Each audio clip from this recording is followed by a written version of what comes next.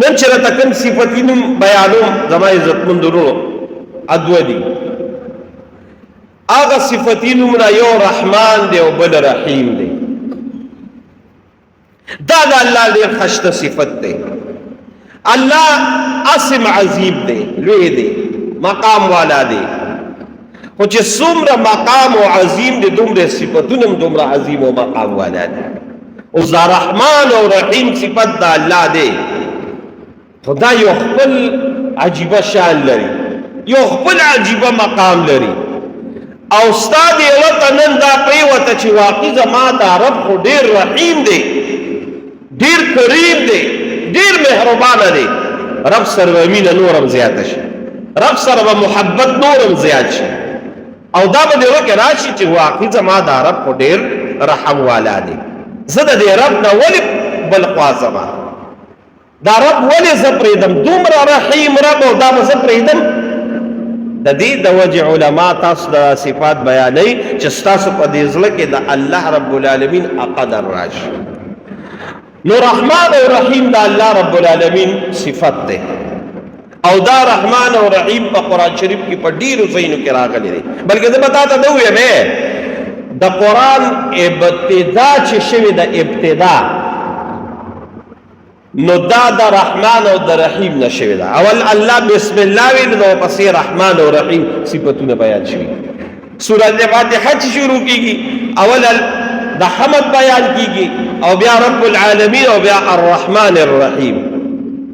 او په قرآن شریف کې په متعددو ځایونو کې تقریبا علما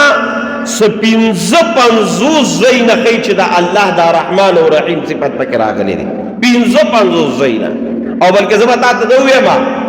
چې په قرآن شریف کې یو صورت مستقل د رحمان په نوم باندې دی. تاسو ته سورت رحمان وایي. ولې؟ هغې کې د الله د ډېرو ښکلو نعمتونو بیان شوي. دا دومره رحیم او کریم رب دی، دا نعمتونه به تاله درکوي. نو رحمان او رحیم په قرآن شریف کې په ډېرو ځایونو کې راغلي دي. د رحمان او د رحیم معنا څه ده؟ زما عزتمندو زرو زه به ته پښتو کې بیان کوم. کوم چې موږ ته استادان او علما کوم نحوي او صرفي تحقیق کوي هغه راته نه ویم. آسانه پښتو راته یم، تاسو ټول همدغه پښتو باندې پوهېږئ. رحمان معنا مهربان او رحیم معنا نهایت مهربان. دې ته زموږ دا طالبان او علما دې ته د مبالغې صیغې وایي. مبالغه څه ته وایي؟ پښتو کې د مبالغې معنا دا ده، ما ته وګورئ چې ښه شي یا یو بد شي د حد نه زیات ستایل. ښه شي یا بد، د چا ښه یا د چا بد د حد نه زیات ستایل. لکه مثال یې څه ده وره داسې یو سړی دی او هغه بې خونده دی او دې بې خوندۍ کې تلې دي ورګډ شوي دي. نو موږ بعضې وخت وایو هلکه دا سړی لږ بې خونده دی او بعضې وایو هلکه دا ډېر بې خونده دی، ډېر دا دی ډېر دا دی. دا بې خوندتوب یې په بده باندې ډېر ستایو. او یا داسې ما ته وګورئ چې یو سړی دی یو دی بهتر او یو دی بهترین. هلکه دا سړی ښه سړی دی، دا موږ وایو. یاره هغه سړی خو ډېر زیات ښه سړی دی. او چې بیا ډېره مبالغه کول وایي یاره ډېر بهترین او ډېر ښه او ډېر زبردست او ډېر ښه اخلاق والا انسان دی. نو لګیا یو ورپسې هغه زیاتوالی کوو. دقه شان مهربان او رحیم خو دی، خو نهایت چې د هغې حد نشته، د حد نه زیات مهربان رحیم او کریم. نو مهربان خو نهایت مهربان چې د هغې حد نشته، دا د الله رب العالمین ذات. مهربان او نهایت چې حد نه ورتیر دقې ته وایي رحمان او رحیم، چې د هغه د رحم او د کرم انتها نشته. نو نهایت مهربان نهایت رحیم. بیا یو دی رحمان او بل دی رحیم. موږ معنا کو مهربان او نهایت مهربان، معنا داسې کو. خو زمونږ د علما مونږ ته وی دا رحمان دی، رحمان الدنیا ورحیمهما فی الاخره. او داسې وی چې دا رحمان دی، دا رحمان دا مونږ وایو رحمت عام، رحمت عام، او رحیم رحمت تام. رحمت عام او رحمت تام، لکه رحمت دی رحیم دی، خو یو ته رحمت عام وایو بل ته رحمت تام وایو. مطلب څه دی؟ مطلب یې خبره مثال به ورته ووایې. یو سړی دی او سخي دی، سخی ډېره زیاته ده، هر چاله ورکوي چې څوک ورشي 10 روپۍ 20 روپۍ ورکوي، خو څوک مستحق دی او که نه دی، خو چې ورشي سوال کړي بس ورکي والا، دې ته موږ سخي وایو. او یو سخي دا دې ته وایو چې یو سړي له ورشي او هغه داسې تحقیق وکړي، داسې پوښتنه وکړي چې دا سړی واقعي د دې شیز مستحق دی، د دې زکات مستحق دی، د دې خیرات مستحق دی، د دې صدقې مستحق دی. نو چې پته ورته ولګي نو هغه له بیا موږ ډېر ورکو. ولې؟ هغه د دې شیز مستحق دی. او سخیان دواړه شو، ورکولو والا دواړه دي. هم سخي شو چې هر چاله یې ورکوي، او دام سخي شو چې ورکوي خو ډېرې ورکوي، ځکه ویې پېژانده. د رحمان او د رحیم معنوم دقه شان ده، دواړه مهربانه. خو دواړه مهربانه څنګه؟ رحمان په دنیا کې چې دا عام رحمت دی، هر چاته د هغه رحمت دی، کو کافر دی کو مسلمان دی، کو فاسق دی او کو نیک عمل دی، کو فرمان بردار دی او کو نافرمان دی. الله رحمت په مهرباني او رحمانیت په هر چا باندې دی. د کوم اسمان د لاندې چې مسلمان سجدو والا اوسي، هغه اسمان د لاندې کافر اوسي پهلې ورکوي. چې د کوم ځمکې د پاسه الله مسلمان له فایده ورکوي، کافر له هم ورکوي، په هغې هم رحم کړی دی. او چې کومه هوا الله رب العالمین مسلمان له ورکړې ده، هغې کافر له هم ورکړې ده، کافر هم هغې فضا کې ده کوي. داسې دنیا دا نعمتونه، بلکې زه به دا ویم چې مسلمان له کافر له زیات نعمتونه ورکړي دي. بس دا هغه رحمانیت دی، هغه مهرباني ده. نو رحمان معنا څه؟ چې رحمت عام دی، او د رحیم معنا رحمت خاص دی، تام دی، کامل دی. د چا دپاره؟ هغه رحیم رحمانیت په صرف په آخرت کې د مسلمان دپاره وي، هغې کې به کافر نه وي، ابا صرف مسلمان له ورکوي. او څنګه به ورکوي؟ نو یو حدیث برته د رسول الله مبارک ویم، بیا و مخکې لاړ شو. رسول الله صلی الله علیه وسلم فرمایي چې الله رب العالمین دا رحم پیدا کړ، دا کوم چې درته زه بیان کوم، دا مهرباني یې پیدا کړه. نو چې مهرباني یې پیدا کړه نو دی صلح حصې کړه.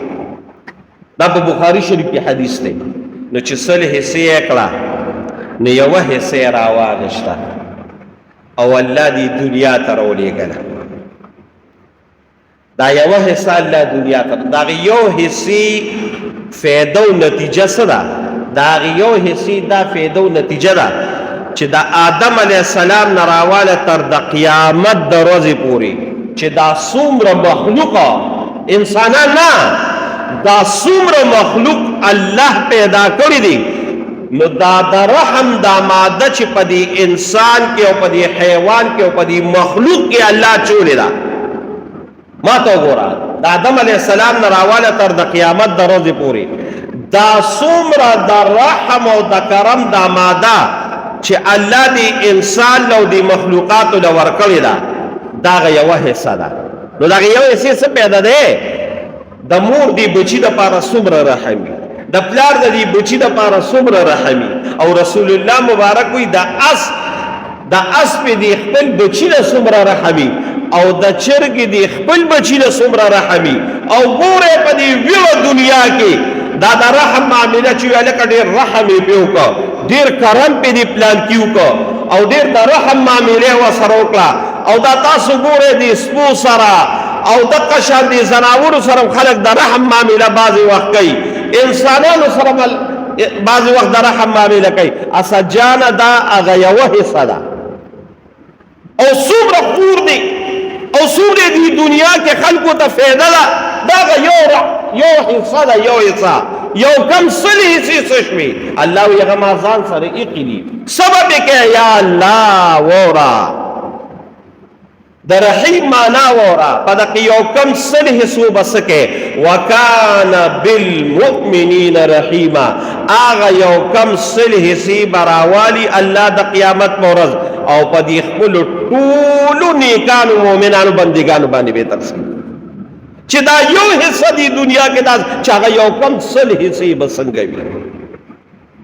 دا یو حصہ د چې دنیا ته راغلی ده الله رب العالمین دی هغه یو کم سل حصو کې موږ تاسو راولي او هغه کې چې انسان راغی دا انسان کامیاب او سربالا دی نو هغه یو کم سل حصې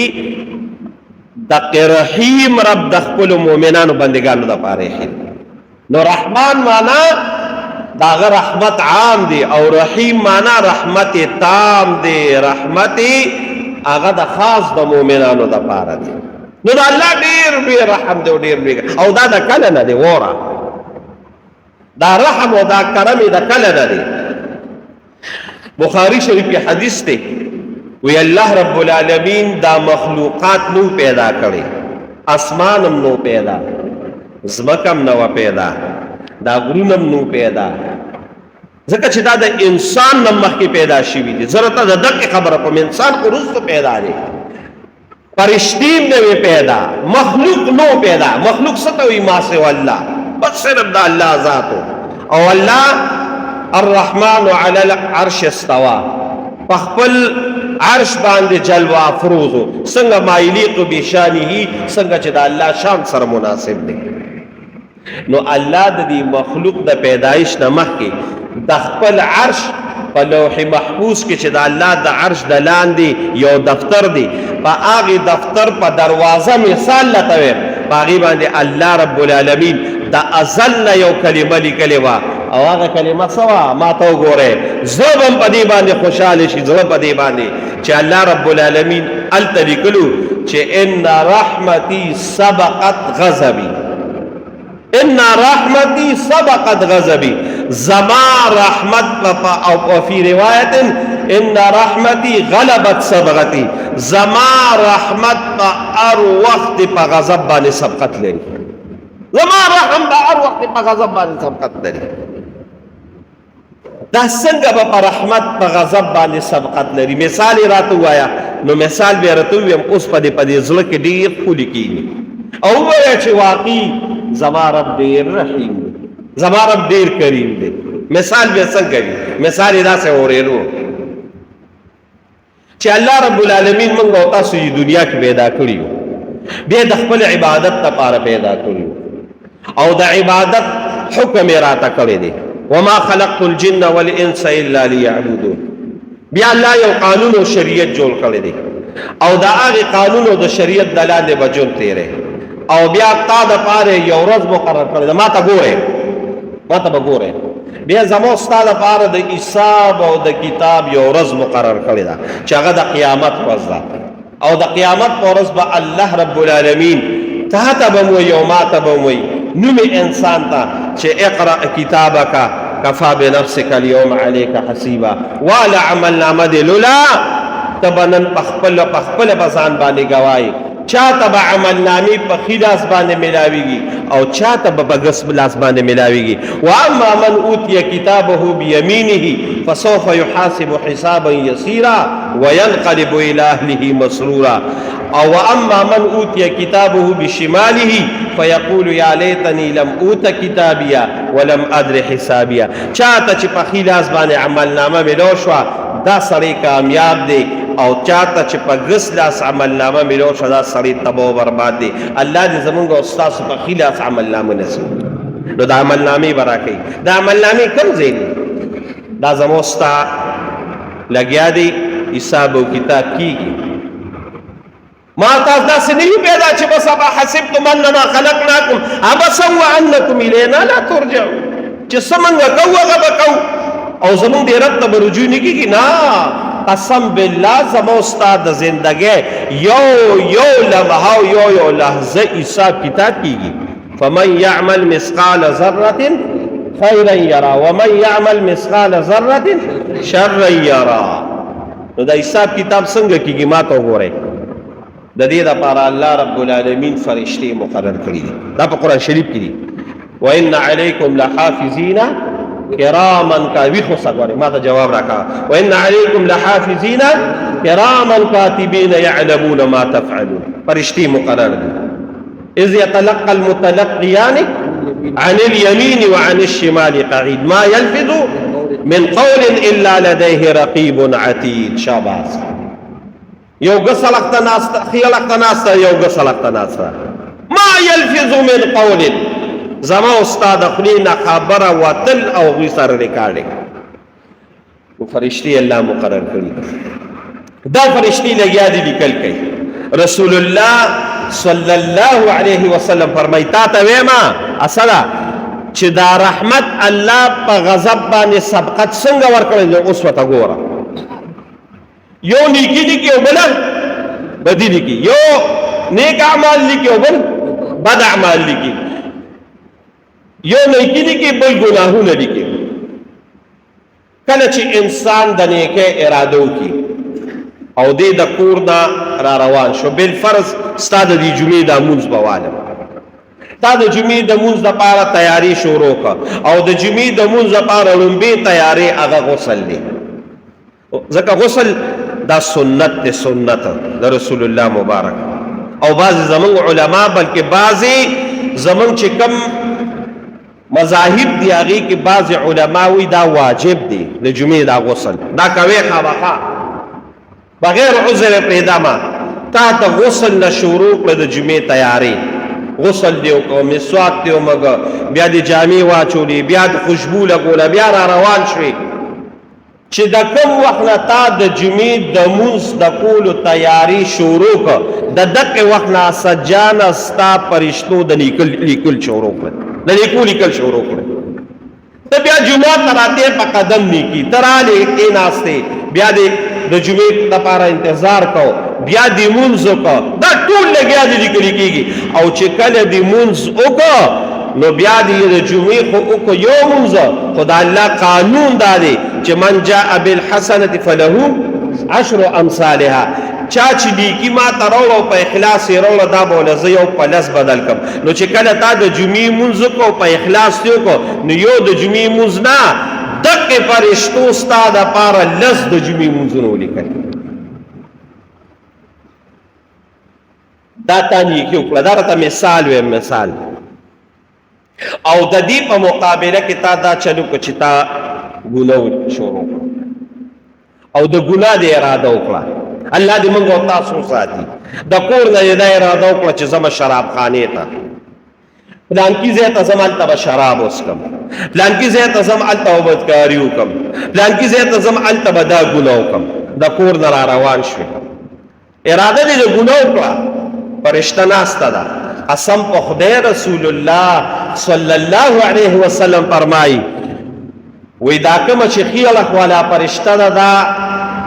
امره ده، دا حکم کوي. او دا غسلخته چې ناسه دا ماموره ده، دا د دې خي والا دا حکم انتظار کوي. نو دا غس والا فرشته دی خي والا ته وی دی خو د ګناه په اراده روان شو، ګناه ولیکم. رسول الله مبارک وی فرشته وته چې نه دا ولیکه، وی دې را روان دی رو رسید د ګناه ځای ته. وی اوس خو چې د ګناه ځای ته رو رسید اوس ولیکم. وی دا خیال والا فرشته وته چې دا را ولیکه. وی دی په ګناه باندې شروع وکړي. نو دغه شروع وخت کې د اخی والا فرشته دی ګس والا ته وی اوسې ولیکم. رسول الله مبارک وی د اخی والا وته وی الله تعالی طرف نو ته حکم دی چې لا ولیکه. نو چې خاغه ګناه وکړي نو دا غي نه پس وته دا خي ګس والا وی اوسې ولیکم. قسم په خدای رسول الله مبارک وی دا اخی والا وته چې لا ولیکه کې دي چې توبه وباسي. نو چې کله دی بالکل د توبې نه ځان دغه کی او ګناه وکړي او د توبې اراده نه وي نو بیا داخي والا غس والا ته وي اصولي کا نو الته خو د جمعې مونږ یو په لسولي کا دلته څه چلو کم نو دا غخي والا وته دلته دا چلو کا چې دا یو ګناه کړی نو بس دا یو ولولي کا الته د څه چلو کا د کور د نیکو کمپیوټر چالو شو دلته دی ګناه وکړو سره په یو لیکلا ان رحمتي سبقت غضبي زما رحمت په غضب باندې ارزه کې بس سبقت دا د الله رحم دی دا د الله کرم دی یو دوی مثال ورته ویم چې دا الله دا رحم تا ته پته ولګي دا په بخاری شریف کې حدیث دی او په مسلم شریف کې هم دی رسول الله صلی الله علیه وسلم فرمایي وی په بنی اسرائیل کې یو سړی و او قتل یې وکړ بیا یې بل وکړ دا قتلونه لګیا وو کولې یو کم سل قتلونو ته قتلونه ورسول او یو قتل څومره لویه ګناه ده ما خو تاسو ته ناحق قتل باندې مستقل بیان کړی دی چې دا څومره عظیمه ګناه ده دا څومره لویه ګناه ده قتل خو پرېږده قتل خو ډېره لویه خبره ده یو انسان قتل یو انسان اسب سوجل دا خو ډېره لویه ګناه ده ډېره عظیمه ګناه ده خو پرېږده چې د هغې څه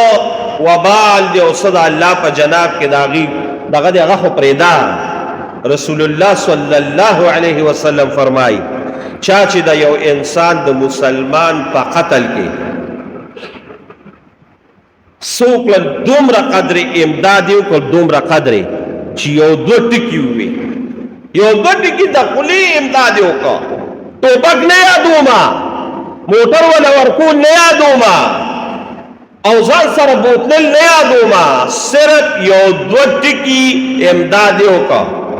لکه صرف یې ده چې قتل کا قتل دا کاف او تی وي پي وي صرف دا دوه ټکي وي مړی کا دا مړی صرف وي رسول الله صلی الله علیه وسلم فرمای ما تاسو ته اوس دا الله رحم بیان کړ جولاله دا الله رحم مرته بیان کړ چې دا الله رحم به د قیامت په ورځ د نیکانو او د مؤمنانو د پاره څو درجې وي یو کم سل لکه دا ډیر زیات دی یو الله دی دنیا ته رالیږلی څومره لوی رحم دی یو کم سل چې به څومره وي خو چا چې د یو انسان په قتل کې صرف دوه ټکي استعمال کړل والله العظیم رسول الله صلی الله علیه وسلم فرمایي د قیامت په دغه عظیم میدان کې چې د الله د رحم او د کرم به انتها نه وي په دغه ورځ به دغه سړي قتل یې کړی نه دی ګورې ما تا ته ووایي ټوپک یې نه دی ورکوی زین نه دی ورکړی سورلین نه دی ورکړی تل یې ورسره نه دی صرف دوه ټکي ویلي دي په دې تندي به رسول الله مبارک وی لیکلي وي چې آیس من رحمت الله دا سړی به د الله د رحمت د نه امید دی د باندې به د الله رحم دی آیس من رحمت الله نو قتل خو ډېر لوی خبره ده یو نه دوه نه لس یو کم سل قتلونه وکړل چې یو کم سل قتلونه وکړل یو ځل یې زړه کې راغلی چې دا زه څه چل کوم په زړه کې د توبې اراده وکړه نو چا ورته یې لاړ چاته ووایه چې ایا ستا توبه قبلېږي او که نه نو دی راغی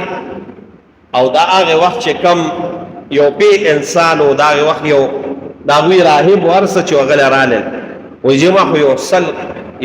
یو کم سل قتلونه کړي دي نو زما توبه قبلېږي او دې پاسه ظالمه یو کم سل قتلونه دي کړي ستا توبه قبلېږي پاسه هغه توبه دې قبلېږي نو ته خو د الله ډېر بدبخته انسان یې بس په دغه قاتل باندې دا خبره بده ولګېده یو کم خو مې سل کړي دي او یو مولانا صاحب یې راګیر کو هلته یې مړ کړ وایي چې سل خو برابر شي که بس په هغه باندې یې سل برابر کړ واپس راغی خفه و چا ورته یې ولې وي دغه شان توبې له ورغلو وي هغه راته وایي چې ستا د توبه قبلېږي نه وایي بس هغه مې مړ کړ بل چا ورته یې داسې چل وکړه چې دې کلي د خو بار ته وځه دې پلانکي کلي کې یو بل استاد یې دی هغه له لاړ شه او هغه ته ووایه چې داسې چل مې کړی دی بس دې ویې ډېره ښه بس را روان شو دا ګوره رسول الله صلی الله علیه وسلم فرمایي چې را روان شو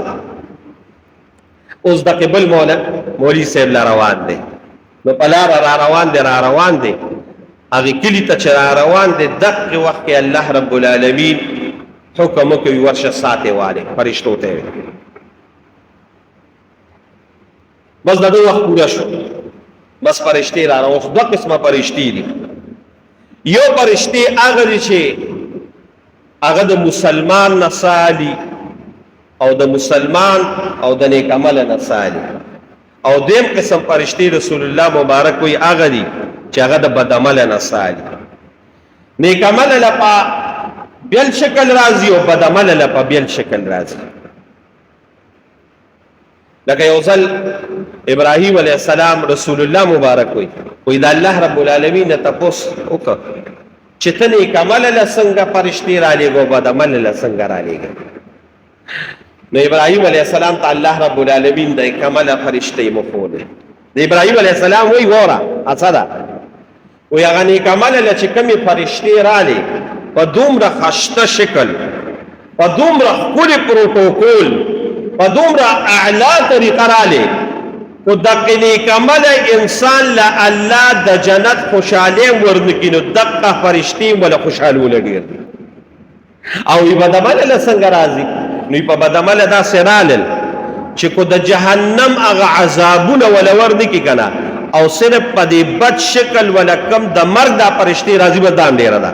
ابراهیم علیه السلام ته خلکو یې څنګه وی مولدي زه بېهوشه شم نو چې کله هوش کې رالم نو ما هغه فرشتې چې کوم یې لیدلې وې هغې بېهوشه کړم ولې وی د دې سپېمو د دې غوږونو د دې خولې نه اور شغلې روانې وې وی په داسې بد شکل رالې چې ما وی چې بس دقه دې تباه و برباد شو نو فرشتې په مختلفو شکلونو راځي نو د رحم فرشتې هم را روانې شو د غضب هم را روانې شو د قهر هم هغه را روانې شو د دوه فرشتو یو بل سره ملاقات شو دا ګوره رسول الله مبارک تا ته موږ د مسلم شریف حدیث دی وی نیک عمله فرشتو وی چې موږ ته سالو ځکه توبې لا روان دي او بد عمل وی د بد عملو فرشتې وی موږ ته سالو ځکه یو کم سل قتلونه کړي دي د دوه یو بل سره جګړه ده الله رب العالمین ته فیصله لاوه ورا ان رحمتي سبقت غضبي زما رحمت معامله چې کله رااله دا په غضب باندې سبقت لري الله ته چې لاړه الله رب العالمین داسې چل دی رحم والا موږ راغلیو د قهر هغه هم راغلي څوک دې ساوالي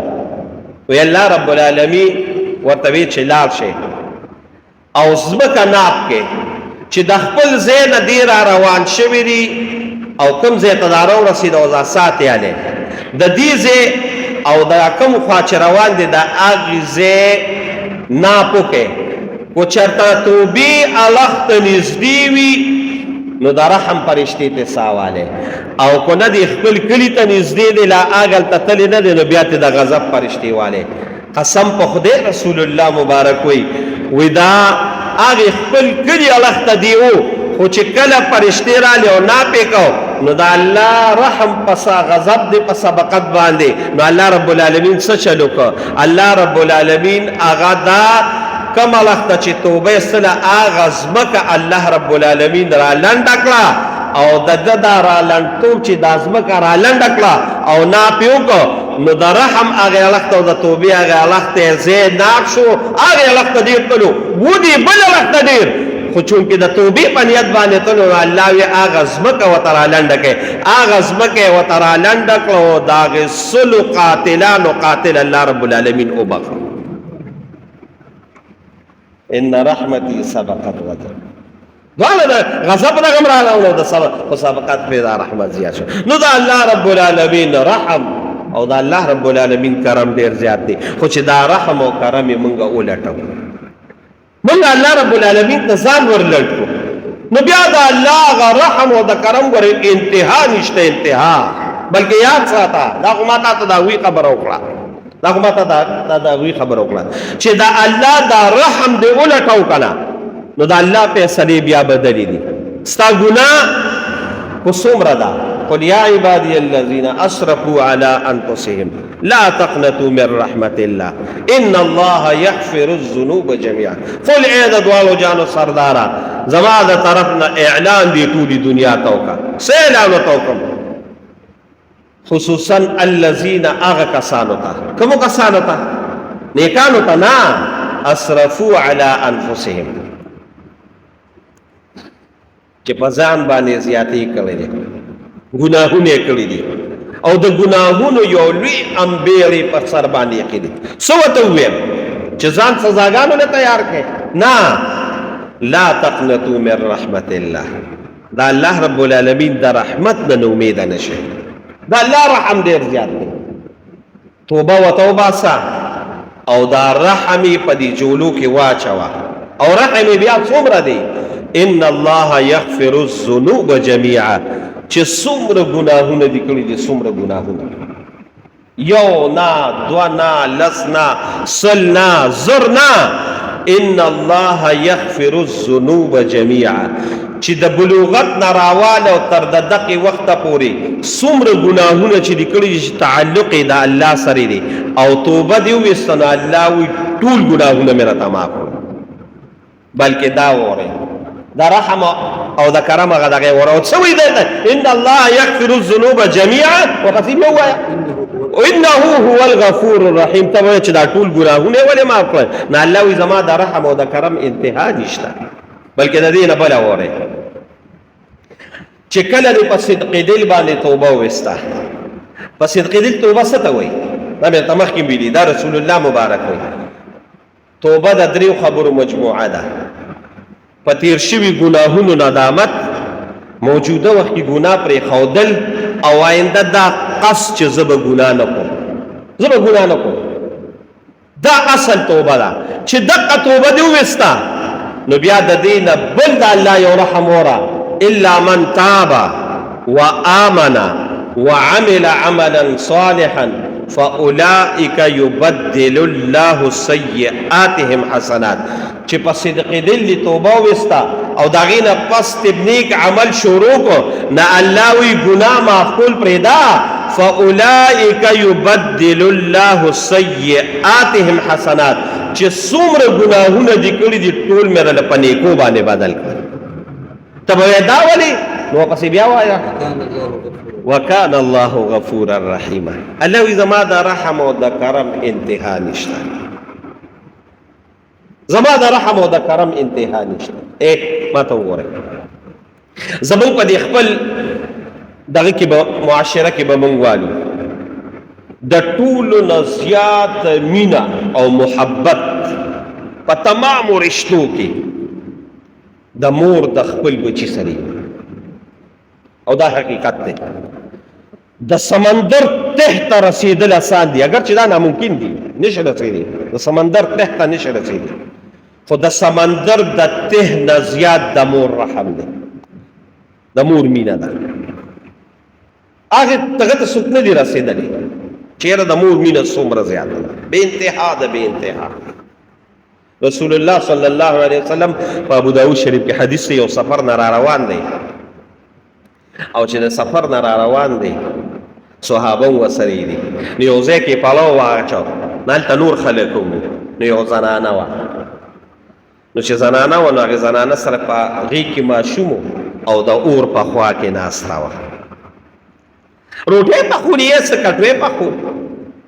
نو چې د اور په خوا کې ناسته وه نو اور له به پوکې ورکړو نو اور به زیات شو نو دا لمبه به بار ته ووته نو د دې په غېږ کې ماشوم و دی به زر هغه ماشوم سینې ته رانږدې کړه د دې اور نه به یې لرې کړه دا منظر رسول الله مبارک هم ویني او صحابې هم ویني خیر دا منزل خو د رسول الله مبارک خو یو جوامع الکلم او د خپل صحابه به عرض تربیت او اصلاح کوله نو صحابه ته وی مرګرو وی دا زنانه ویني وی او وی څنګه ویني په کوم عجیبه حالي ویني وی په دې عجیبه حالي چې په لاس کې بچی دی او دې بچی سره دومره مینه محبت دی چې دا بچی کله اور زیات شي د زری رانږدې کې خپل ځان وی ډېر مینه محبت دی ورسره وی ښه صحابه وره دا خبره ته وی دا کم محبت چې د دې مور دی بچی سره دی او دی اور دی بصرت او دی تکلیف ته نشي برداشت کولی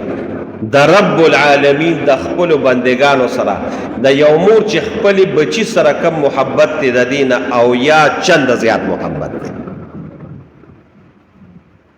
دا خبر رسول الله مبارک وکړه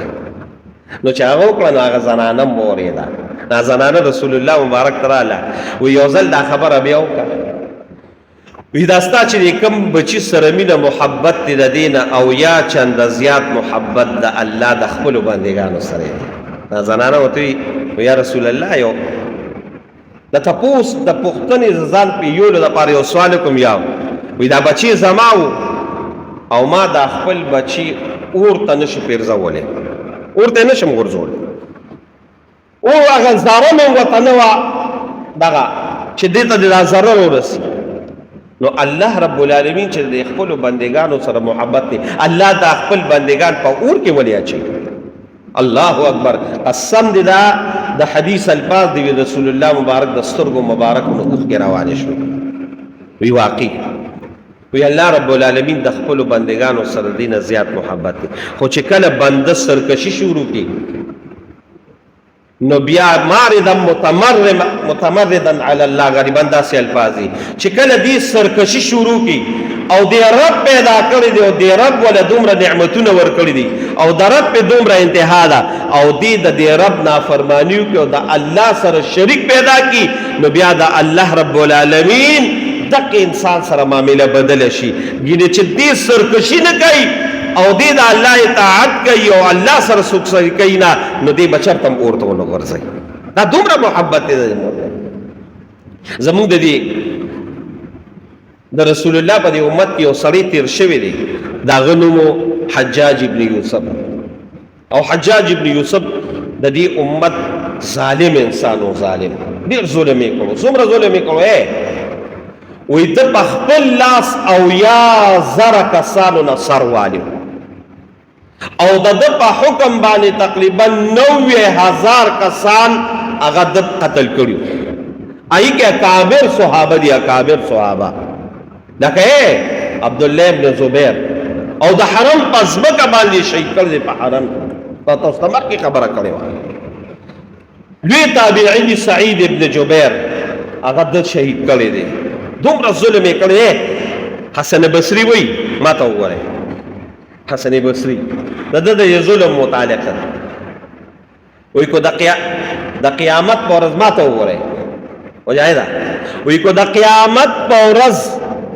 د آدم علیه السلام نراواله تر د حضرت عیسی علیه السلام پورې الله دا ټول ظالمان را جمع تیمورا د آدم علیه السلام نراواله تر د عیسی علیه السلام پورې دا ټول ظالمان را جمع کی. دا حسن بصری قول دی او یو خوای کی او په یو تله کې واچي او بل تله کې صرف حجاج ابن یوسف واچي اسجانا وی د حجاج ابن یوسف تله به پیدر نشي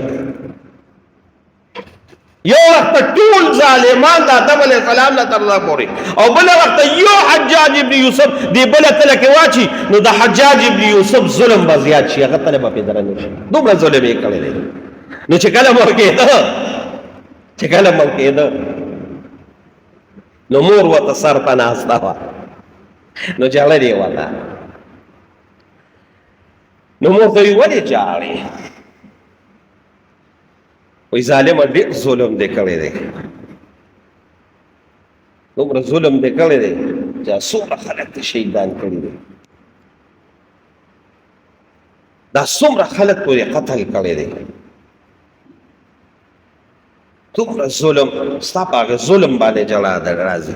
وی ما کوم ستا زما په مرګ باندې جړا راځي ستا په مرګ نه په هغه ظلم باندې جړا راځي چې الله به سره څه کوي. اسدا نو حجاج ابن یوسف مور ته وی دا الله معامله رستو د خیر خو تا نه یو تپوس کوم چې ته زما مور یې یاو وی کو د قیامت په ورځ الله رب العالمین زما د فیصله د جنت یا د دوزخ تعالی درکې او الله راته وی چې زستا مور په فیصله وکړي چې جنت ته بوځه یا دوزخ ته بوځه، نو ته بس چل کې نه داسې غلی شوه. اور اولاد چې ار څنګه زموږ مولوي صاحب په دې تقریرونو کې ډېر زیات وي، دا کوم چې مشران دي دوی ته پته لګي، وایي بچې دی وایي که ته ظالم یې خو زما جګر یې، داسې د باچا که نه وی بیا داسې مولوي صاحب وایي که ته ظالم یې خو زما ځګر یې، خو بچې هر څنګه دی که نه خو د مور او د پلار دپاره ځګر یې، خو ډېر رسي داسې غلې شوه. وایي ولې مورې غلې شوې؟ وی کو زما فیصله الله ستا په لاس کې درکړي نو ته ما سره څه چل کې؟ وی زه خو به جنت ته بوځم. وی ښه مورې دا ستا چې دا کم رحم په ما باندې دی که نه د دې نه 80,000 چنده رحم د هغه په دې ستا په تا باندې هم ډېر دی. ممکنه ده چې الله را سره دا رحم معاملې وکړي، د هغه رحم ډېر لوی دی، ستا نه 80 چنده د هغه رحم ډېر. نو واقع چې الله ډېر رحیم او کریم، خو دا رحم او کرم به موږ لټو ګورئ، دا نه چې صرف د الله رحم ته موږ ناست یو او مو وایي چې نه دا رحم به لټو د په نیکو اعمالو باندې. نو د الله په ښکلي صفاتو کې یو صفت رحمان او رحیم، دا د الله ډېر ښکلي صفتونه نومونه دي. د دې صفتي نومونو ورد ډېر کوئ چې زما رب ډېر رحیم دی. ټیک ته ما نه ګناه کېږي خو راشه زه به توبه وباسم، زما دا دغه دی خو زه به الله ته ځان ورنږدې کوم ځکه د هغه رحم او ډېر زیات دی. نو د دې ورد ډېر زیات کوئ یا رحمان یا رحیم، یا رحمان یا رحیم. موږ علما وایي چې دې سره یو بل لفظ وایي چې یا الله یا رحمان یا رحیم، نو الله رب العالمین به ډېر مشکلات حل کړي. او بعض علما داسې وایي دا ډېر آیاتونه پکې ډېر زیات دي د قرآن شریف، وقل رب اغفر وارحم وانت خیر الراحمین. نور داسې ډېر آیاتونه چې د الله رحم او کرم دا د انتها نشته، خو الله به د دې رحم چې په صدق دل باندې یادې که نه مشکلات به دې الله حل کړي.